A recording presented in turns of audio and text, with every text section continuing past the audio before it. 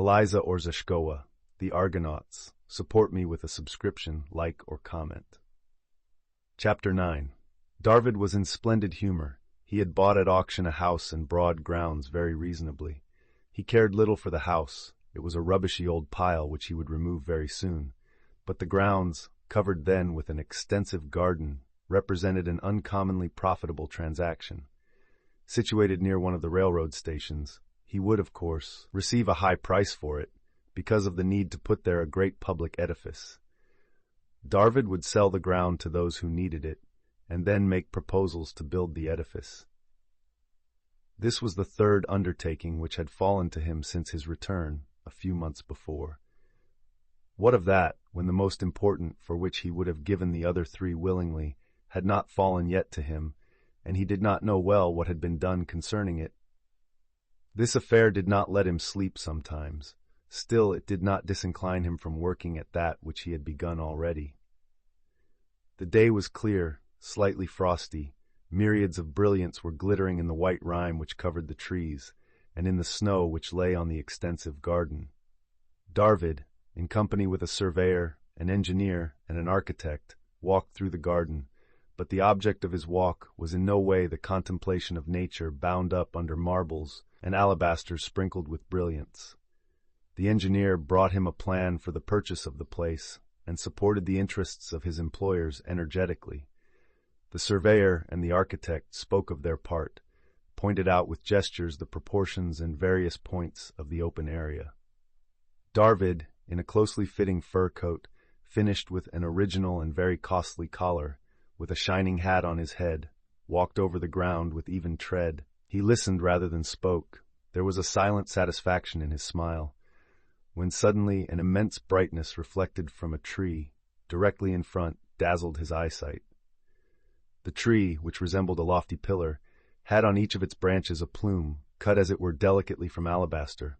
Every feather of this plume flamed like a torch, lighted in a rainbow.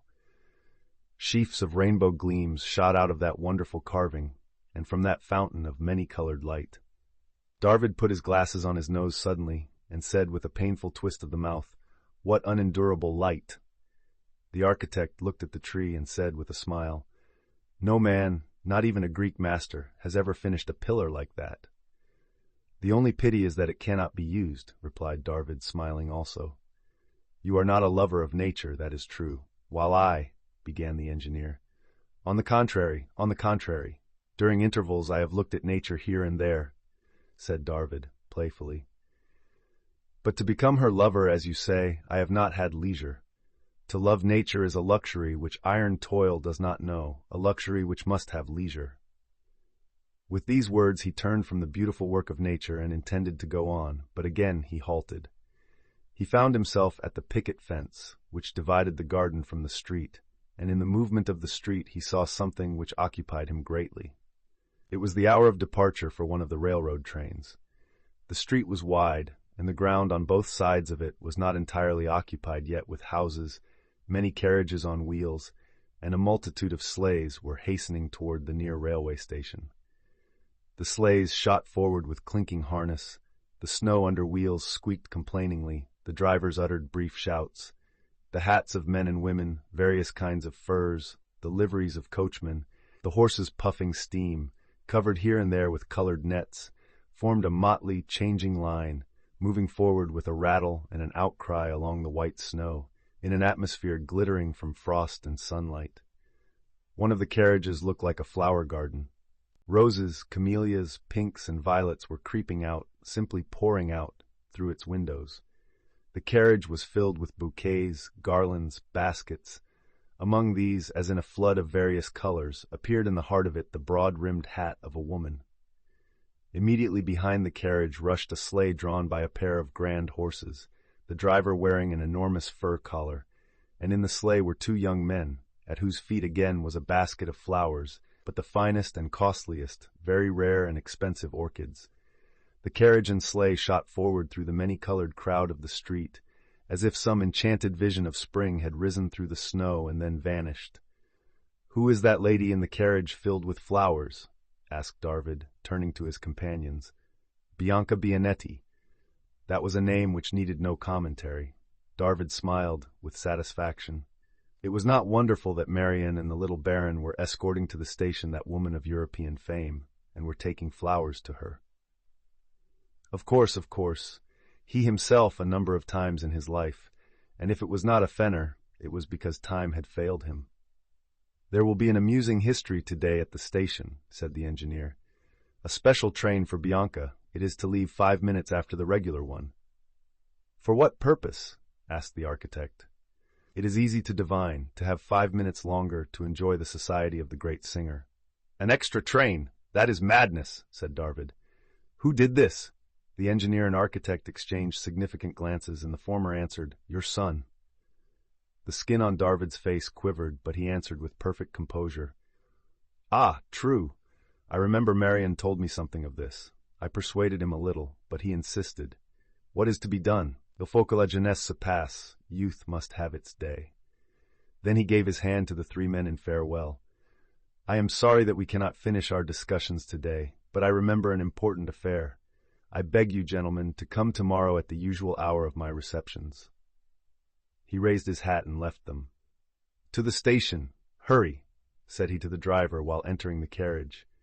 At the station stood a row of cars with a locomotive sending up steam. A throng of people were moving toward the snow-covered platform and hurrying to the train. Darvid came out also, searching with his eyes for a youthful face which filled his sleepless nights with care.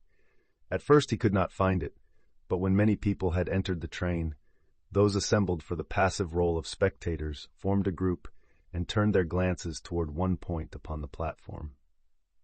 There in the hands of a number of people bloomed a garden of beautiful flowers, and near them 2 persons were conversing with great animation.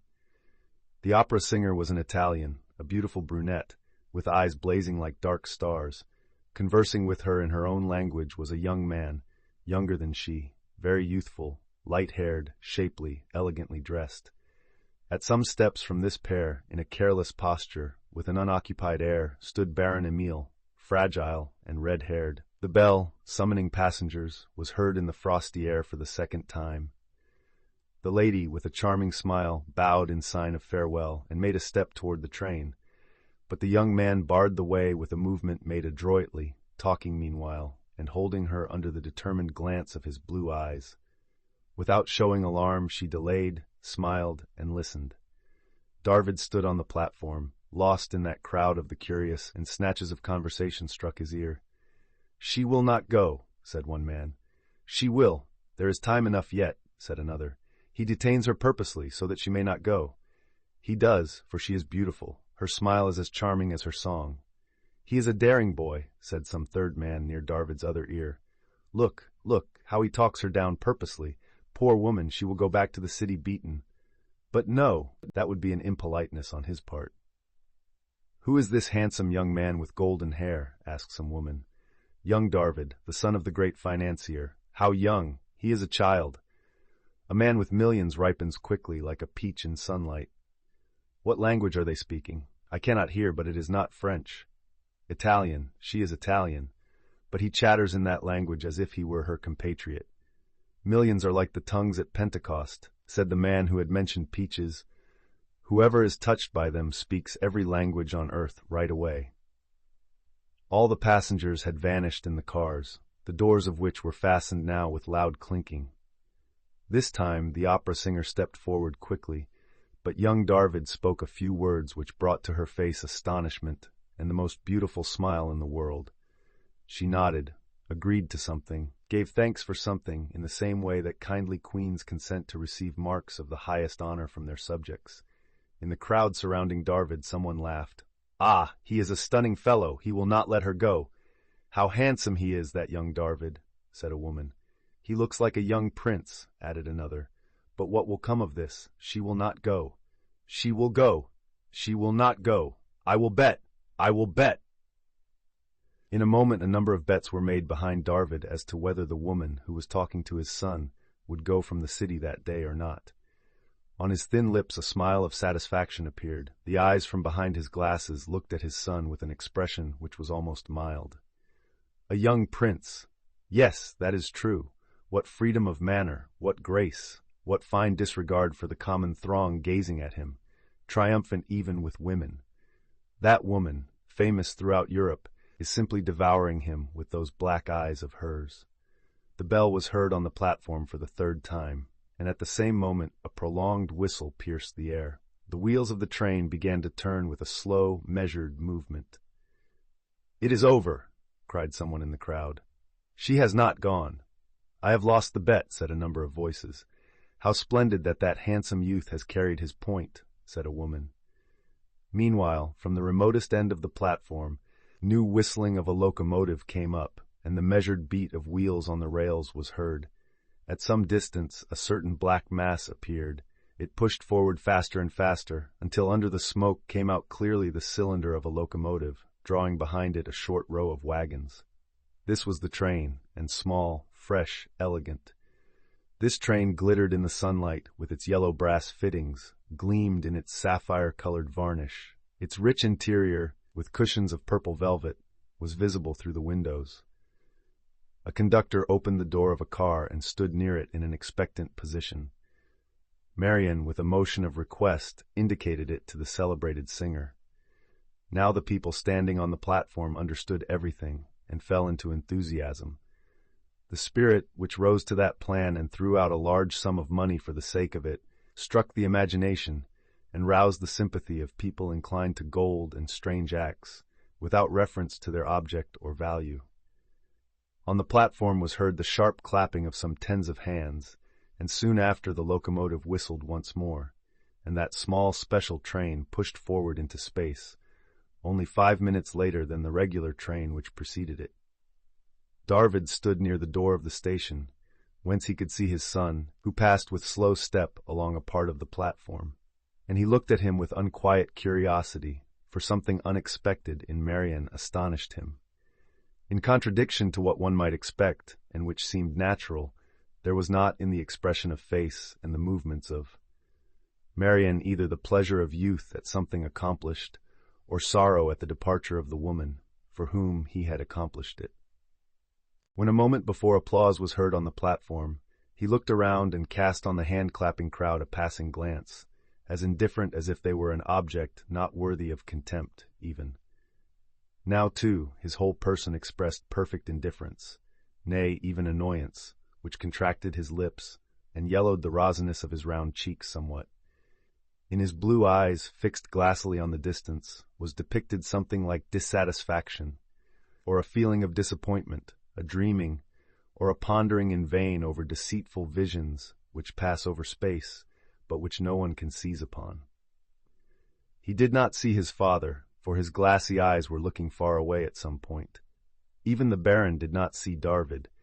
He was searching for something in his pocket-book carefully, till he took out a 10-ruble note and threw it at the porters who had borne in the baggage and flowers of the prima donna. At the same time he cast these words through his teeth at them, "I have no small money." Marian, without rousing himself from thought, said, as if mechanically, "It is wonderful." "What?" asked the Baron.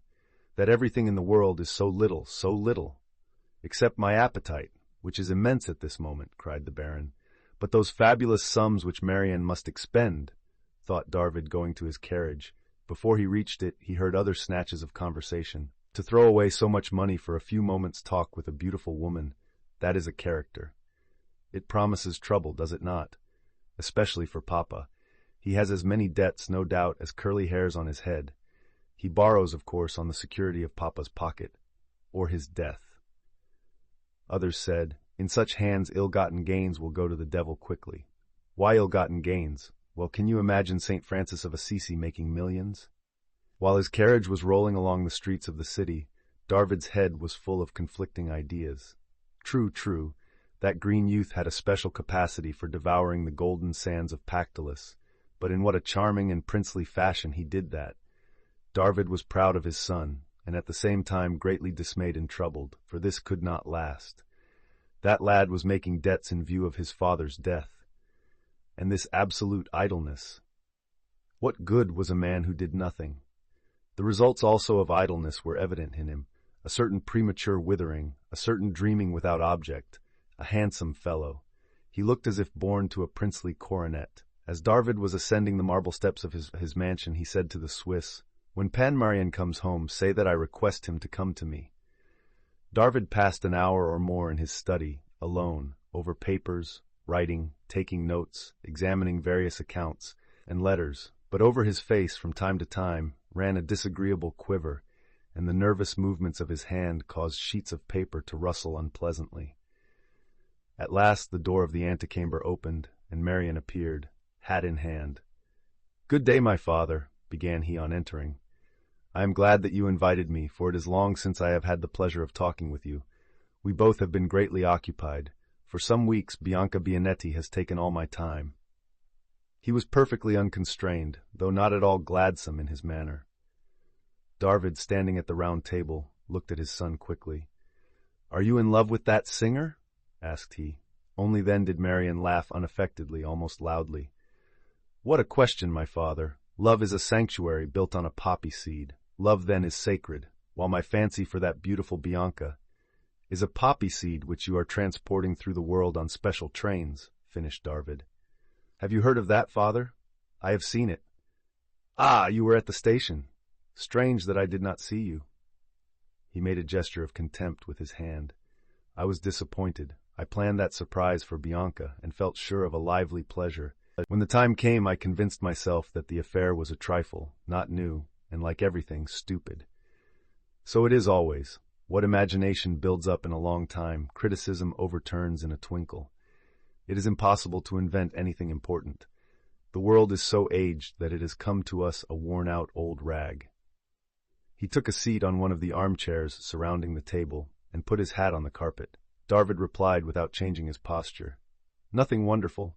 When imagination builds up stupidities, criticism overturns the building in a twinkle." "Who can be sure that he is building up wisdom?" interrupted Marian. Then, taking a cigarette case from his pocket, he asked, "Do you permit, father?" Then, handing the cigarette case with great politeness to Darvid, he added, "But perhaps you will smoke also?" Darvid, with thick wrinkles between his brows, shook his head and sat down. "Why did you leave the university soon after I went away?"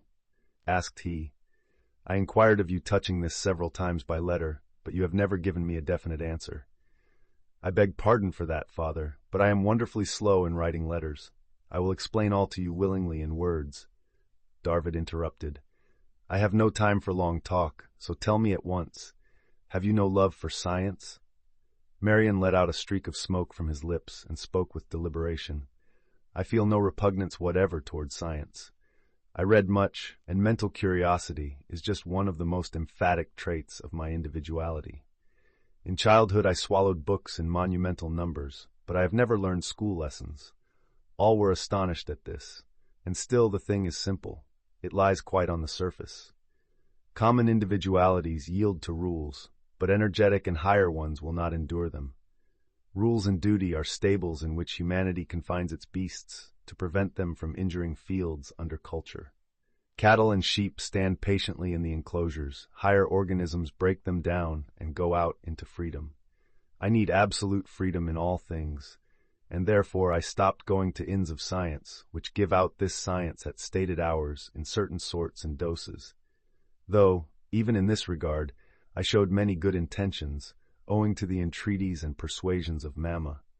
From legal studies I betook myself to the study of nature, and turned from that to philosophy, thinking that something would occupy me, and that I should be able to still that real storm of desperation which seized poor Mamma. But I was not able.